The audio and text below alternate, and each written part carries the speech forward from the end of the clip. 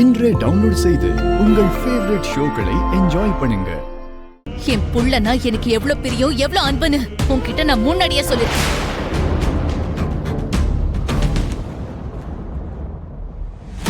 அவனுக்கு ஒரு குண்டோசி குத்தினாலும் எனக்கு நெஞ்சே வெடிச்சிடும்னு ஏற்கனவே சொல்லிருக்கனா இல்லையா லட்சுமி? அப்படி இருந்தும் இவ்வளவு பெரிய விஷயத்தை நீ எப்படி என்கிட்ட இருந்து மறைச்ச லட்சுமி? மித்ரா, நீ சும்மாரு. சொல்லு லட்சுமி. என்கிட்ட சொல்றதுக்கு என் பையனுக்கு தயக்கம் இருந்திருக்கலாம். ஏதாவது சொல்றதுக்கு அவன் பயந்திருக்கலாம். ஆனா உனக்கு என்ன ஆச்சு லட்சுமி? அது அது பந்தாத்த அது என்ன நடந்துச்சுன்னா, நீ உண்மையை மறைக்கிறது மட்டும் இல்லாம என் புள்ளையையும் பொய் சொல்ல வச்சிட்டு இருக்க லட்சுமி.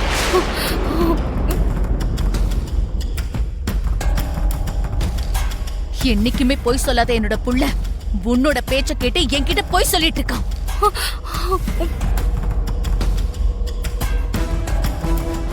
அப்படின்னா என்ன அர்த்தம் அதுக்கு? மித்ராவை நீ உன் கைக்குள்ள வச்சுக்கணும்னு நினைக்கிறியா?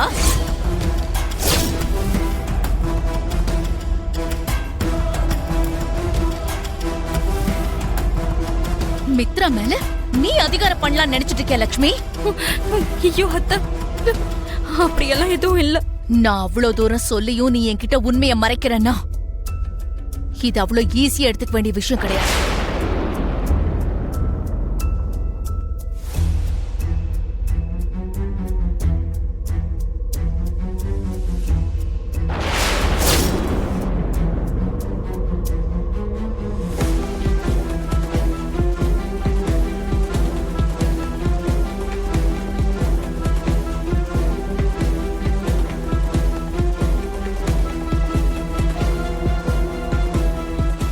இனி எப்பவும் மித்ரா விஷயத்துல பொய் சொல்ல மாட்டேன், உண்மையை மறைக்க மாட்டேன்னு இந்த சாமி மேல சத்தியம் பண்ணி சொல்லு.